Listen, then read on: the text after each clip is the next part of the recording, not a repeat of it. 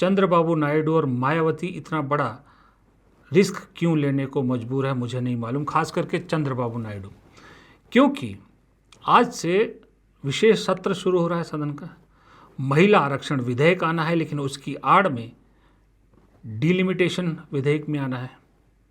और उस डिलिमिटेशन में जिस तरह से दक्षिण भारत का कद कम करने की एक पूरी कवायद की जा रही है, उसको लेकर समूचा विपक्ष सरकार के सामने खड़ा होने को तैयार है। इंडिया गठबंधन पूरा कमर कस चुका है कि इसे तो पास नहीं होने देंगे। अब ऐसे में सरकार, जाहिर सी बात है, सरकार ने जो पहले सोचा था वही करेगी कि अगर ये पास नहीं होगा तो एक हवा बनानी शुरू कर दी कि हमारा मकसद तो महिला आरक्षण विधेयक पास करवाना है, और विपक्षी जो है वो महिला आरक्षण विधेयक को पास ना करके महिलाओं के विरोधी हैं, ये साबित करना है। ये चाल है और ये क्लियरली दिख रही है, और उस पर बीजेपी का पूरा इकोसिस्टम जुट भी गया है। लेकिन हैरानी की बात है कि बीजेपी के इस नैरेटिव को टीडीपी जैसी पार्टी, तेलुगु देशम जैसी पार्टी साथ दे रही है, समर्थन दे रही है, और मायावती भी दे रही है। चलो, मायावती उत्तर प्रदेश से आती है, डिलिमिटेशन से उत्तर प्रदेश को तो सबसे ज़्यादा फायदा है, लेकिन जिस दक्षिण भारत को खतरा है, चंद्रबाबू नायडू तो उसी दक्षिण भारत से आते हैं, उसी आंध्र प्रदेश से आते हैं, जहाँ पर परिसीमन के बाद इनाम मिलने की बजाय, जनसंख्या कंट्रोल करने के इनाम मिलने की बजाय सज़ा के तौर पे सीटें कम होंगी मुकाबले में, मतलब उत्तर भारत या हिंदी पार्टी के राज्यों के मुकाबले में जो गैप है वो बढ़ जाएगा।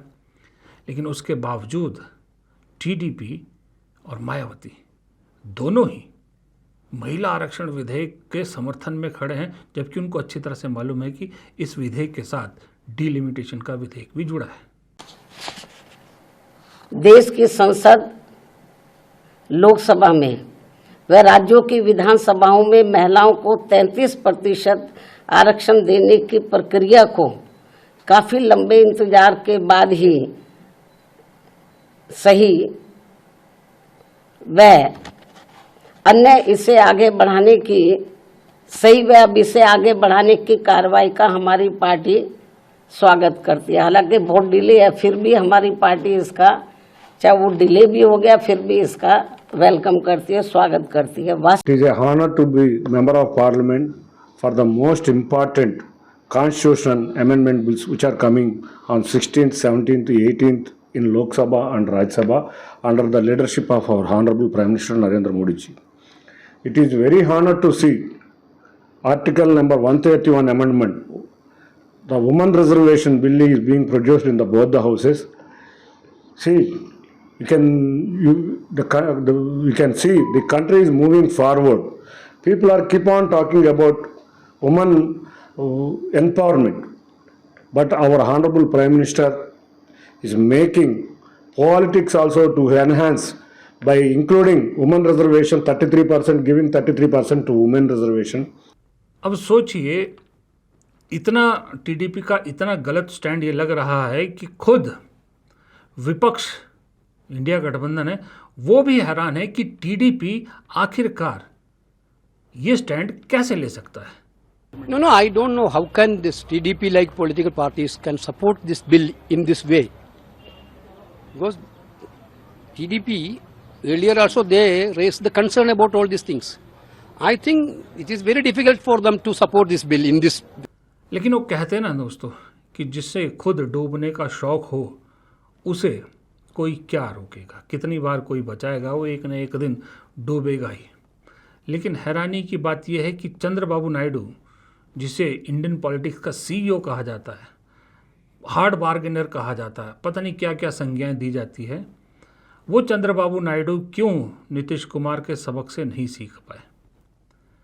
जैसा भी चंद्रबाबू नायडू की छोटी सी उंगली पकड़ के बीजेपी चल रही है, एक वक्त में नीतीश कुमार के साथ भी ऐसे ही बीजेपी चली थी। नीतीश कुमार ने उंगली पकड़कर चलना सिखाया और आज उसी नीतीश कुमार को कुर्सी से उखाड़ फेंक दिया। चंद्रबाबू नायडू शायद तब तक रिटायर हो जाएं या उनके बेटे पार्टी को संभाल रहे हो, लेकिन हश्र उनका भी यही होना है, क्योंकि महाराष्ट्र में भी कुछ ऐसा ही हुआ था। जब तक बाला साहब ठाकरे थे तब तक बीजेपी उंगली पकड़ के छोटा भाई बनती रही। जैसे ही बाला साहब नहीं रहे, तुरंत उंगली छोड़ के उद्धव ठाकरे के सामने खड़े हो गए। जब कोई बस ना चला तो पार्टी तोड़ दी। चंद्रबाबू नायडू के लिए तो टीडीपी के लिए आंध्र प्रदेश के बाहर कोई और ऑप्शन भी नहीं है, और वहाँ भी एग्जैक्टली वही सीन हो रहा है जो कल शाम के वीडियो में मैंने बंगाल के बारे में आपको बताया था। वहाँ भी लोग कांग्रेस को याद कर रहे हैं। वाईएस राजशेखर रेड्डी के शासन की मिसालें दी जाती है। उनके बेटे जगन मोहन रेड्डी का शासन देख लिया, भ्रष्टाचार से भरपूर। चंद्रबाबू नायडू का कई बार देख लिया। अब वहाँ पर लोग फिर से एक बार कांग्रेस की तरफ उम्मीदों से देखने लगे, कांग्रेस को फिर से जिंदा करने की उम्मीद करने लगे हैं। शर्मिला, जो वहाँ कांग्रेस अध्यक्ष है शर्मिला रेड्डी, वो काम भी कर रही हैं।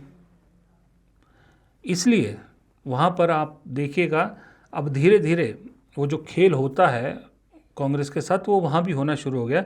वाईएस शर्मिला के खिलाफ भी आवाज़ें वहाँ पार्टी के अंदर उठनी शुरू हो गई है। वो होता ही है, जो नेता आगे बढ़ता है कांग्रेस में, जो पार्टी को आगे बढ़ा रहा होता है, उसके खिलाफ आवाज़ें एक्सटर्नल फैक्टर उठवाने शुरू कर देते हैं। वो वहाँ शुरू हो गया। इसका मतलब वाईएस शर्मिला अपने रास्ते पर सही चल रही हैं।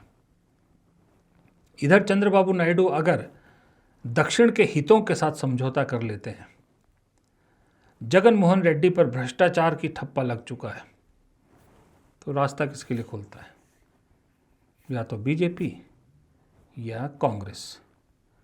बीजेपी के लिए तभी रास्ता बनेगा अगर बीजेपी दिल्ली में मजबूत बनी रहती है और राज्यों में भी, काफ़ी राज्यों में सरकारें रहती है, तब तो बीजेपी का स्कोप बनता है। अगर कहीं दिल्ली से बीजेपी सत्ता से बाहर हो गई तब मुश्किल है।